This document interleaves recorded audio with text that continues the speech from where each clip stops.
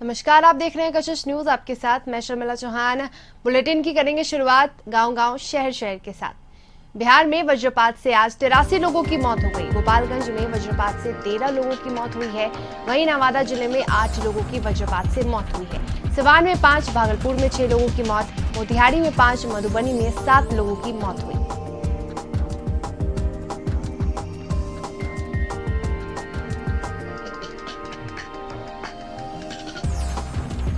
गोपालगंज में आकाशीय बिजली गिरने से जिले में जहां एक दिन में 13 लोगों की मौत हो गई, वहीं आधा दर्जन लोग गंभीर रूप से घायल हो गए हैं। सभी घायलों को सदर अस्पताल में भर्ती कराया गया है, जहां उनकी हालत चिंताजनक बनी हुई है। बता दें कि डीएम अरशद अजीज ने बताया कि सदर अनुमंडल में वज्रपात से अब तक 7 लोगों की मौत हुई है, जबकि हथुआ अनुमंडल में 6 लोगों की मौत हुई है।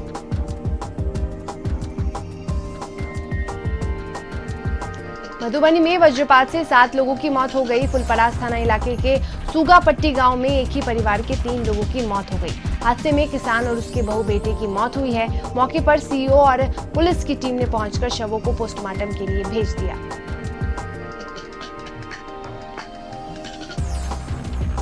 सिवान में बारिश और आकाशीय बिजली ने लोगों का जीना मुहाल कर दिया है। आकाशीय बिजली ने सिवान जिले को विभिन्न क्षेत्रों के 5 लोगों की जान ले ली। बता दें कि सभी शवों को सदर अस्पताल लाया गया है। वहीं आपदा विभाग ने सभी मृतक के परिजन को 4-4 लाख मुआवजा देने की बात कही है।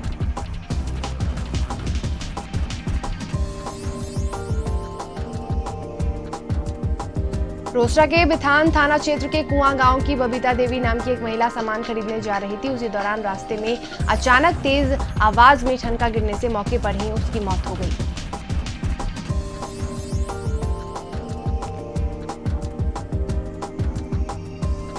किशनगंज में लगातार मूसलाधार बारिश होने से नदियां उफान पर हैं। नदियों का जलस्तर बढ़ने से नदी किनारे रहने वाले लोगों के घरों में पानी घुसने लगा है। शहर के बीचों बीच बहने वाली रमजान नदी में आए उफान के कारण नदी किनारे बसे लोग अपने घरों को छोड़ सुरक्षित स्थानों पर जाने को मजबूर हो गए।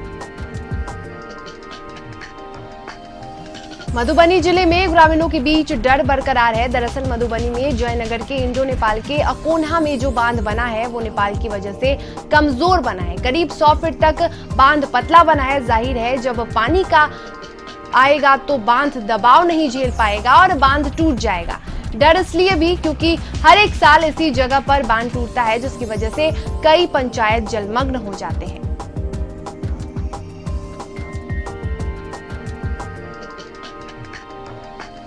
कटिहार में कोरोना संकट के बीच बाढ़ के संभावित खतरे को देखते हुए जिला प्रशासन तैयारी में जुटी हुई है।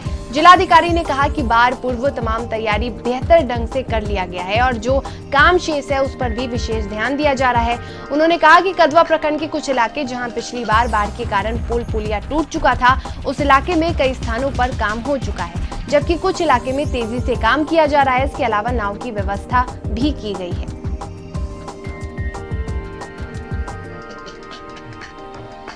अररिया सहित सीमांचल के कई जिलों में तेज गर्जन के साथ लगातार बारिश हो रही है।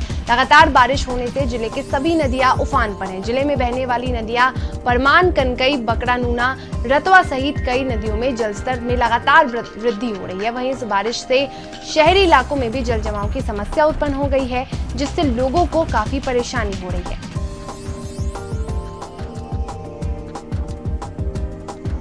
मौसम विभाग ने 25 और 26 तारीख को राज्य में बारिश की संभावना जताई है। 24 जिलों में 7 जिला को छोड़कर सभी जिलों में वज्रपात के साथ साथ बारिश होने की संभावना जताई है। पाकुड़, खूंटी, गुमला, लोहरदगा सहित कई जिलों में पिछले 2 दिनों में बारिश की संभावना नहीं बताई जा रही है। 27 तारीख से राज्य के सभी जिलों में जोरदार बारिश होने की संभावना है।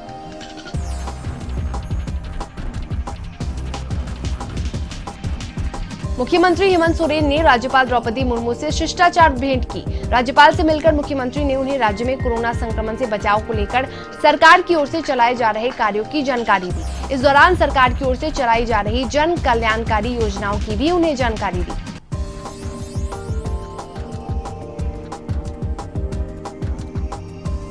रांची के होटल अशोक को झारखंड सरकार अपने अधीन लेगी। होटल अशोक का संचालन अब झारखंड सरकार करेगी। प्रोजेक्ट भवन में अधिकारियों के साथ बैठक के बाद मुख्यमंत्री ने यह निर्णय लिया। अभी होटल अशोक के 3 हिस्सेदार हैं, आईटीडीसी बिहार और झारखंड सरकार। 51% हिस्सेदारी आईटीडीसी बिहार टूरिज्म कॉर्पोरेशन की हिस्सेदारी 37.75% और 12.25% हिस्सेदारी झारखंड टूरिज्म कॉर्पोरेशन की है।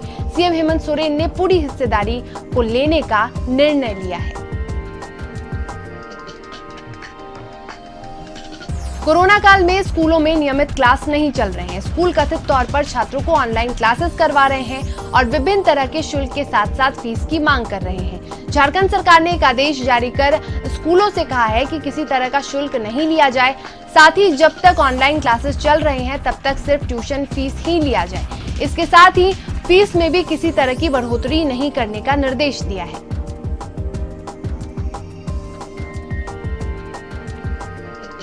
मुख्यमंत्री हेमंत सोरेन ने खाद्यान्न एवं दाल चना उपलब्ध कराने के लिए केंद्रीय उपभोक्ता मामले, खाद्य एवं सार्वजनिक वितरण मंत्रालय को पत्र लिखा है, जिसमें प्रधानमंत्री गरीब कल्याण अन्न योजना तथा आत्मनिर्भर भारत अभियान के तहत आगामी 6 माह तक अवधि के लिए मुफ्त में खाद्यान्न की मांग की है। मुख्यमंत्री ने अपने पत्र में कहा है कि झारखंड एक आदिवासी बहुल राज्य है, जहां कोविड-19 के वर्तमान संकट को देखते हुए गरीब, असहाय एवं रोजमर्रा की जिंदगी जीने वाले व्यक्तियों के सामने पर्याप्त खाद्यान्न उपलब्ध कराना एक चुनौती है।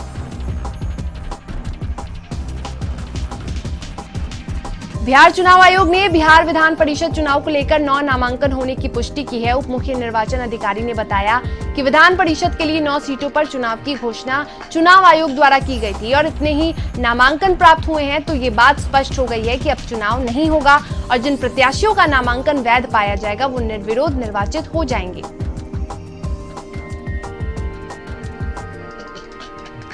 बिहार विधानसभा के चुनाव को देखते हुए चुनाव आयोग ने अधिकारियों के प्रशिक्षण कार्यक्रम की घोषणा कर दी है। राज्य स्तरीय प्रशिक्षण 29 जून से 8 जुलाई तक वीडियो कॉन्फ्रेंसिंग के माध्यम से दिया जाएगा। इस प्रशिक्षण में चुनाव से जुड़े 25 बड़े अधिकारी शामिल होंगे। इस प्रशिक्षण के बाद जिला स्तर पर प्रशिक्षण का आयोजन किया जाएगा।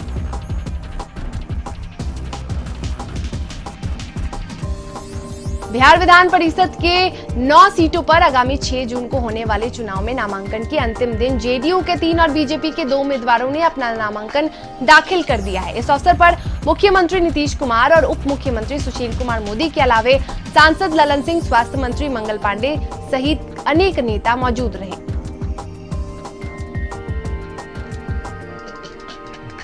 एमएलसी चुनाव में जेडीयू ने जहां गुलाम गौस, भीष्म सैनी और कुमुद वर्मा को उम्मीदवार बनाया है, वहीं बीजेपी ने पार्टी के दिल्ली मीडिया प्रभारी संजय मयूख और पूर्व मंत्री सम्राट चौधरी को उम्मीदवार बनाया है।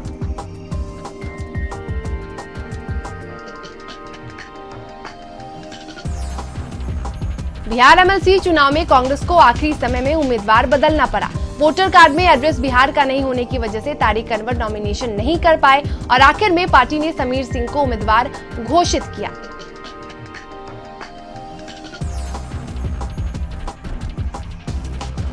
बिहार विधान परिषद चुनाव प्रत्याशी के नाम को लेकर कांग्रेस में असंतोष देखने को मिला। पूर्व महिला प्रदेश सचिव अनोखा सिंह ने नेताओं को रो रो कर अपनी आपबीती सुनाई। उन्होंने कहा कि मैंने नामांकन की सारी प्रक्रिया पूरी कर ली थी, लेकिन मेरा नाम नहीं चुना जाना बहुत दुखद है।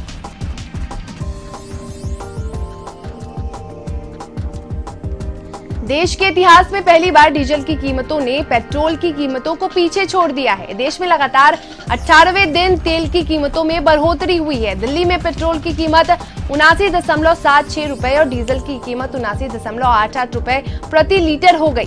पेट्रोल डीजल की कीमतों में बढ़ोतरी को लेकर पटना में नेता प्रतिपक्ष तेजस्वी यादव के नेतृत्व में विरोध प्रदर्शन शुरू हुआ। आरजेडी के सैकड़ों कार्यकर्ता साइकिल जुलूस निकालकर विरोध जताया।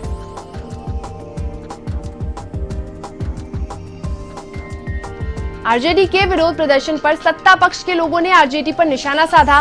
बिहार सरकार में सूचना एवं जनसंपर्क मंत्री नीरज कुमार ने तेजस्वी यादव पर तंज कसा और उनकी पार्टी पर जमकर निशाना साधा।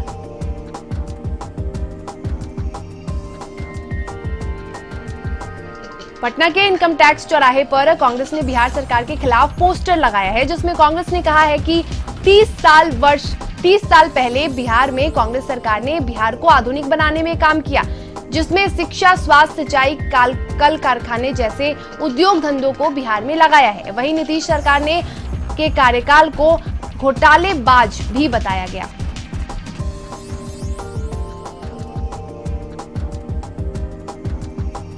स्वास्थ्य मंत्री मंगल पांडे से विभिन्न मेडिकल कॉलेज के छात्रों ने मुलाकात की।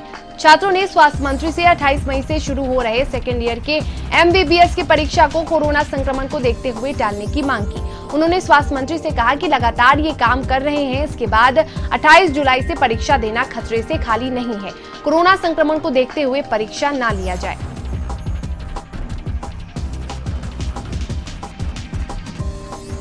प्रदेश कांग्रेस पेट्रोलियम मूल्यों की वृद्धि पर चरणबद्ध आंदोलन करने की तैयारी में है। पार्टी के प्रदेश अध्यक्ष सह मंत्री रामेश्वर उरांव ने प्रेस कॉन्फ्रेंस कर बताया कि 26 जून को पार्टी बापू वाटिका में शहीदों को श्रद्धांजलि अर्पित करने के साथ साथ मौन व्रत रखेगी। 29 जून को पार्टी जिला मुख्यालयों या केंद्र सरकार के कार्यालयों के सामने विरोध सभा का आयोजन करेगी।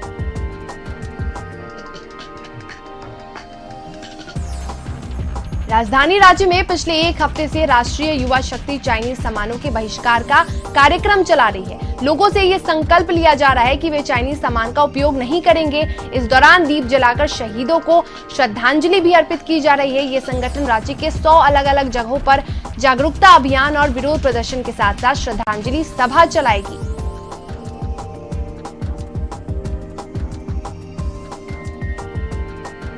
वैट में फिलहाल सरकार कोई राहत नहीं देगी। राज्य के वित्त मंत्री ने साफ किया है कि पेट्रोलियम मूल्यों में आई अप्रत्याशित वृद्धि से लोग परेशान हैं, लेकिन राज्य की वित्तीय स्थिति को देखते हुए वैट कम करने का कोई विचार सरकार के पास नहीं है। उन्होंने कहा कि राज्य में पेट्रोलियम पदार्थों पर 22% के टैक्स हैं, जो पड़ोसी राज्यों से कम है।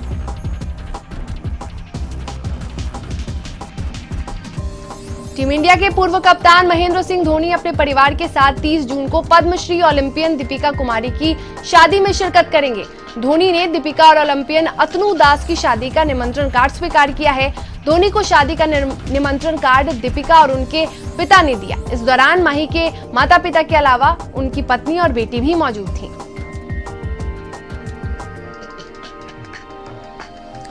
बता दें कि दीपिका की शादी के लिए 50 कार्ड ही छपवाए गए हैं। धोनी के अलावा राज्यपाल द्रौपदी मुर्मू, मुख्यमंत्री हेमंत सोरेन भी शादी में शामिल होंगे।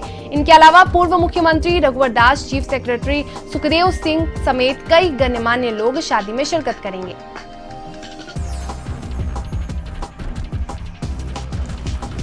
दीपिका की शादी केंद्रीय मंत्री अर्जुन मुंडा भी शिरकत करेंगे। दीपिका के पिता के साथ अर्जुन मुंडा भी कन्यादान करेंगे। दीपिका की शादी में कोरोना को लेकर 50 से ज्यादा लोग शादी में नहीं आए, इसका प्लान बनाया गया है। 30 जून को दीपिका की शादी होगी।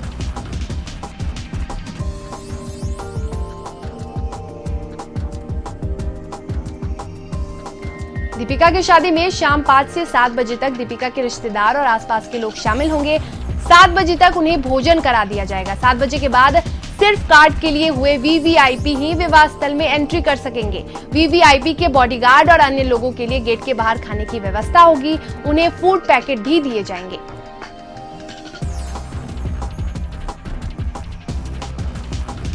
CCL ने स्टेट डिजास्टर मैनेजमेंट अथॉरिटी के लिए राज्य सरकार को 20 करोड़ रुपए दिए हैं। CCL के CMD गोपाल सिंह ने मुख्यमंत्री हेमंत सोरेन से मुलाकात कर उन्हें 20 करोड़ रुपए का चेक सौंपा।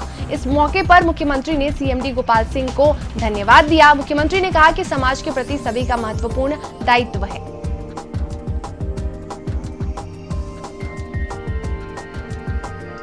झारखंड सरकार के पूर्व मंत्री और जमशेदपुर पूर्वी के विधायक सरयू राय ने एक बार फिर पॉल्यूशन बोर्ड के मामले में सरकार को आईना दिखाया। इतना ही नहीं, सरयू राय ने पॉल्यूशन बोर्ड के अध्यक्ष PK वर्मा को बनाए जाने पर आपत्ति जताई और कहा है कि एक व्यक्ति दोहरे पद का लाभ नहीं ले सकता। भारत और चीन के बीच हुए खूनी संघर्ष में हमारे 20 जवान शहीद हो गए। इन जवानों की याद में प्रतिदिन जमशेदपुर शहर में श्रद्धांजलि सभा का आयोजन किया जा रहा है। राज्य के पूर्व मंत्री और जमशेदपुर पूर्वी के विधायक सरयू राय और उनके समर्थकों ने मानगो के खुदीराम बोस चौक पर शहीदों की याद में एक श्रद्धांजलि सभा का आयोजन किया, जहां शहीदों के तस्वीर पर माल्यार्पण कर और कैंडल जलाकर उनकी आत्मा की शांति के लिए दुआएं मांगी। वहीं भारत माता की जय और चीन मुर्दाबाद के नारे भी लगाए।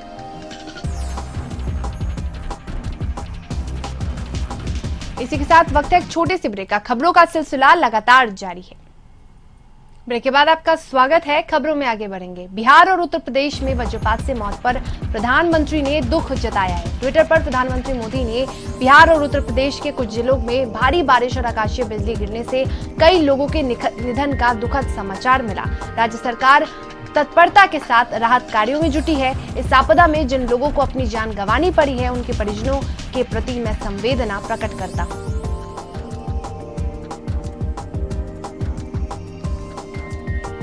जेडीयू नेता सुनील कुमार उर्फ मुन्ना की कोरोना से मौत हो गई। बता दें कि एनएमसीएच के कोविड वार्ड में बीती रात उनका निधन हुआ। बीते 10 दिनों से एनएमसीएच में वो भर्ती थे।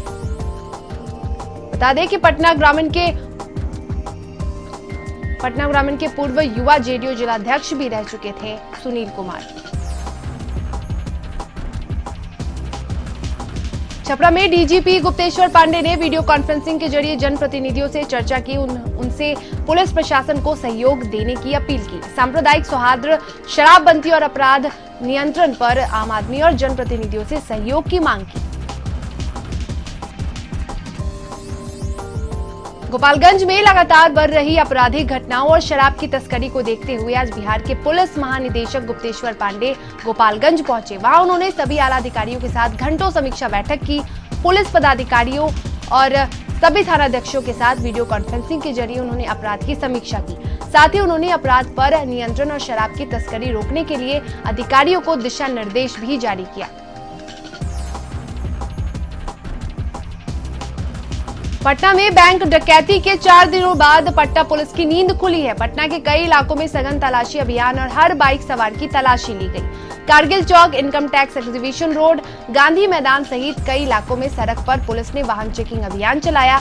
गौरतलब है कि 4 दिन पहले ही अनीसाबाद पीएनबी बैंक को अपराधियों ने लूट लिया था।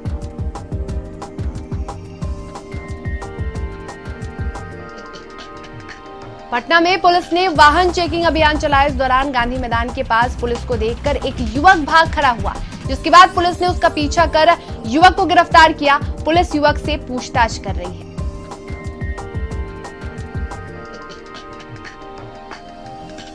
छपरा पटना मुख्य मार्ग पर चलती बस में अचानक आग लगने से अफरा तफरी मच गई। धीरे धीरे आग ने बस को अपनी चपेट में ले लिया और बस बीच सड़क पर ही धू-धू कर जलने लगी। इस दौरान यात्रियों में अफरा तफरी मच गई। बताया जा रहा है कि छपरा से पटना जा रही थी, तभी ये घटना पेश आई। हालांकि इस घटना का सुखद पक्ष ये है कि बस में सवार सभी यात्री सकुशल हैं। बस हिमगिरी ट्रेवल्स की बताई जा रही है। वैशाली में बच्चा चोर समझकर लोगों ने लड़की की जमकर पिटाई की। घटना वैशाली के हुसैना गांव की है। बताया जा रहा है कि गांव के लड़के से युवती प्यार करती थी और लड़के ने शादी भी कर ली थी, लेकिन बाद में लड़के के परिजनों ने शादी कहीं दूसरी जगह ठीक कर दी। लेकिन जैसे ही लड़की को इसकी जानकारी हुई, वो शादी के दिन ही गांव पहुंच गई, लेकिन ग्रामीणों ने उसे बच्चा चोर समझकर उसकी पिटाई कर दी। मधुबनी के जयनगर माल गोदाम पर अवस्थित रैक पॉइंट पर गरीबों के बीच बांटे जाने के लिए आई हजारों क्विंटल गेहूं खुले आसमान के नीचे बारिश के पानी में पूरी तरह से भीग गई है। इस मामले में एफसीआई और संवेदक की घोर लापरवाही उजागर हुई है, लेकिन इस मामले में कोई अधिकारी कुछ भी बोलने को तैयार नहीं है।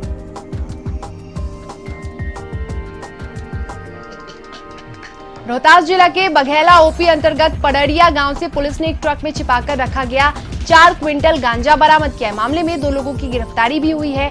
बताया जा रहा है कि पुलिस को गुप्त सूचना मिली थी कि पडरिया गांव में गांजा का धंधा किया जा रहा है, जिसके बाद पुलिस ने कार्रवाई करते हुए गांजा को जब्त किया।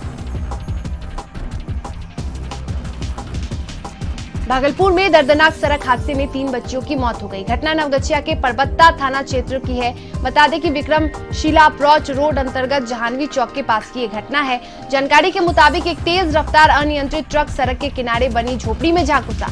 इस दौरान इसकी चपेट में आने से एक ही परिवार की 2 बच्चियों और एक बच्चे की मौके पर ही मौत हो गई।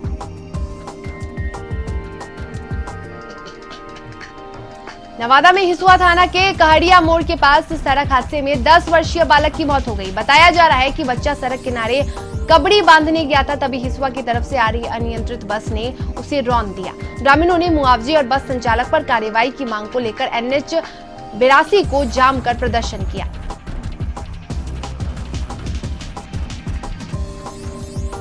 कोरोना के बढ़ते संक्रमण को देखते हुए 1 जुलाई से 15 जुलाई के बीच हो रही परीक्षाओं को लेकर अभिभावकों ने सुप्रीम कोर्ट का दरवाजा खटखटाया था। सुप्रीम कोर्ट में गुरुवार को हुई सुनवाई में सीबीएसई और आईसीएसई बोर्ड ने अपनी बची हुई परीक्षाएं निरस्त कर दी हैं। ये जानकारी दोनों बोर्ड ने गुरुवार को सुप्रीम कोर्ट में सुनवाई के दौरान दी।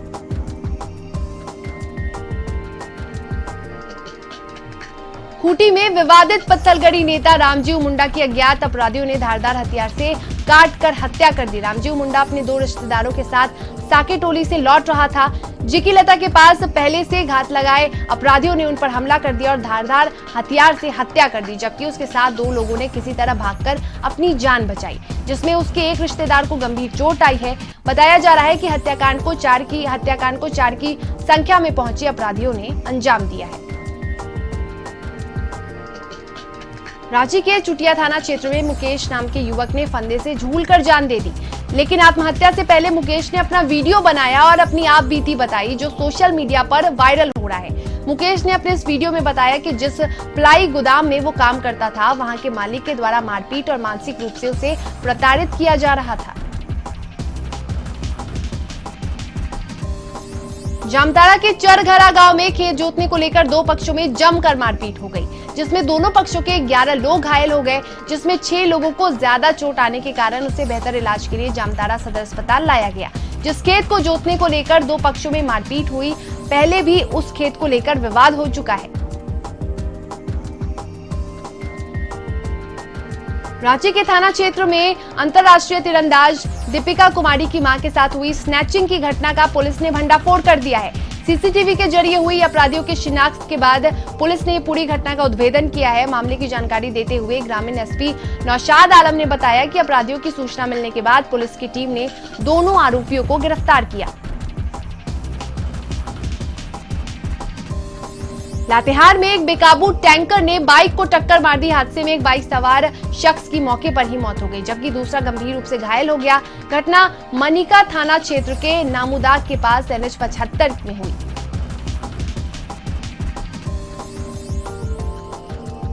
बेरों में मांडर थाना क्षेत्र के बूढ़ा खुखरा गांव में एक कुएं में डूबने से बाप बेटी की मौत हो गई। खेलने के क्रम में चरवा उरांव की 3 साल की बेटी कुएं में गिर गई, जिसकी सूचना मिलने पर अपनी बेटी को बचाने के लिए पिता भी कुएं में कूद गया।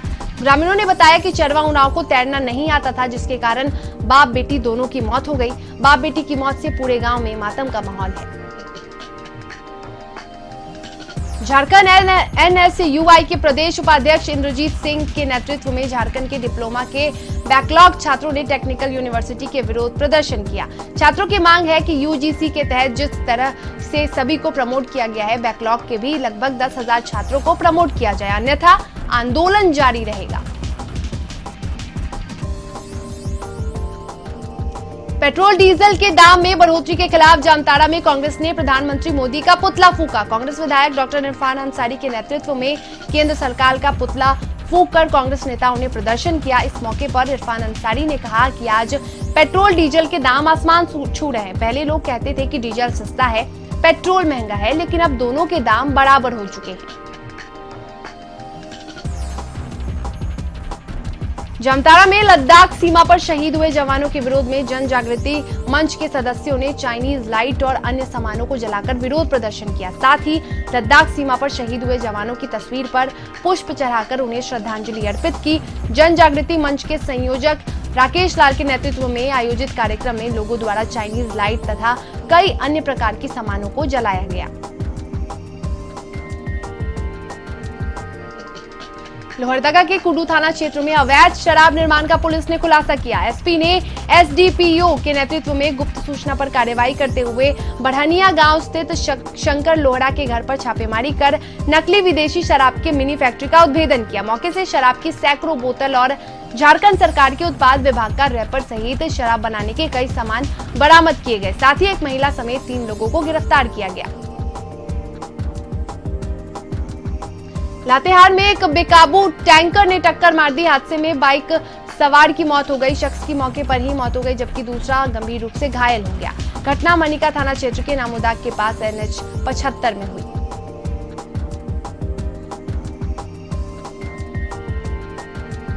वैश्विक महामारी से बचने के लिए सरकार साफ सफाई पर विशेष ध्यान दे रही है। जामताड़ा के मिहिजाम नगर परिषद क्षेत्र में नियमित साफ सफाई और कचरे का उठाव नहीं होता है, जिससे लोगों को परेशानी हो रही है। शहर के राजबाड़ी मोहल्ला, मेन रोड सहित विभिन्न गली मोहल्ले में कचरा जमा हो रहा है। स्थानीय लोगों का कहना है कि कचरा फेंकने के लिए कोई सही स्थान चिन्हित नहीं रहने के कारण नियमित रूप से कचरे का उठाव नहीं होता है। लोहरदगा में नक्सली विजय साहू को पुलिस ने गिरफ्तार किया है। निर्माणाधीन फुलझर नहर निर्माण योजना में गिल्ली चलाने का आरोप है। सूचना पर सेना पुलिस ने पीएलएफआई संगठन के सदस्य को उसके घर से गिरफ्तार किया है। कई नक्सली कांडों में लोहरदगा पुलिस तलाश कर रही है। निरसा में एमपीएल विस्थापित एवं स्थानीय समिति ने धरना प्रदर्शन किया। एमपीएल गेट के समक्ष विस्थापित धरने पर बैठे। नियोजन समेत अन्य मांगों को लेकर झामुमो नेता अशोक मंडल के नेतृत्व में धरना किया गया। धरने के कारण छाई ट्रांसपोर्टिंग बाधित हुआ।